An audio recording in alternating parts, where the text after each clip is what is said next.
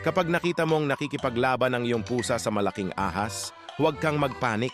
Ang iyong pusa ay walang pagkakataong matalo sa labanang ito. Ito ay dahil ang ahas, na isang bangungot para sa mga tao at maraming iba pang nilalang, ay walang magawa kapag nakaharap sa mga pusa. Ang dahilan ay dahil ang average na oras ng reaksyon ng isang pusa ay nasa pagitan ng 20 at 70 milliseconds, samantalang para sa mga ahas ay nasa pagitan ng 44 at 70 milliseconds.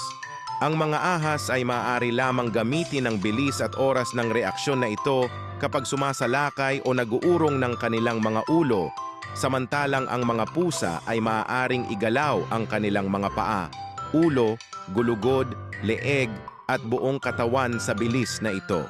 Bukod pa rito, kapag idinagdag natin ang likas na pagiging mandaragit ng mga pusa, sila ay